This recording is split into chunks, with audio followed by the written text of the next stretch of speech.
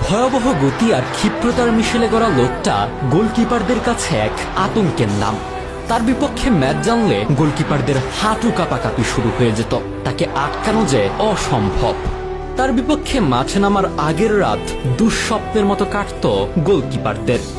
এতক্ষণ যার কথা বলছিলাম তিনি লিওনেল মেসির হিরো, রোনালদিনহোর আইডল, রক্ষণের ত্রাস রোনালদো নাজারিও।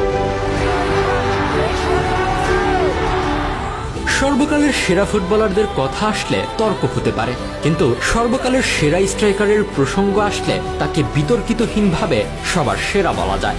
সর্বকালের সেরা নাম্বার 9 রোনালদো দ্য ফেনোমেনন।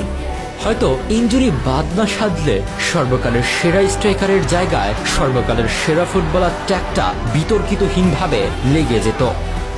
কিংবদন্তি কোচ মার্সেলো লিপ্পি বলেছিলেন, রোনালদো এতটা ভয়ঙ্কর ছিল যে বেশিরভাগ কোচ তার বিরুদ্ধে খেলার সময় ডাবল ডিফেন্সিভ লাইন ধরে রেখে খেলত, তবুও তাকে নিয়ন্ত্রণ করতে পারত না।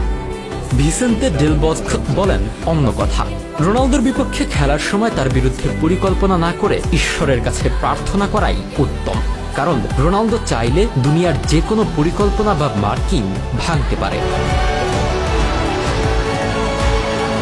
কিংবদন্তি ডিফেন্ডার মালদিনি তো কষ্টে বলেই দিয়েছিলেন রোনালদোকে আটকানো অসম্ভব।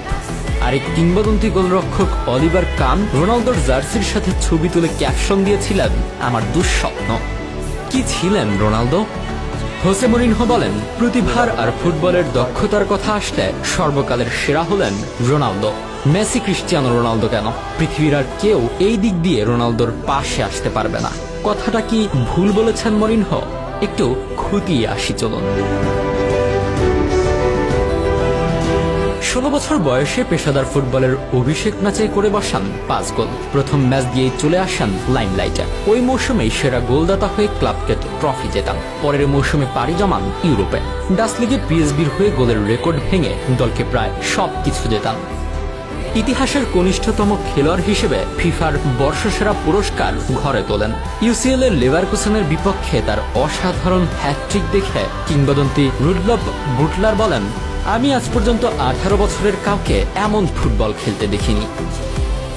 2 মৌসুম পিএসভিতে খেলার পর ওয়ার্ল্ড রেকর্ড ট্রান্সফার ফিতে তাকে কিনে নেয় বার্সেলোনা।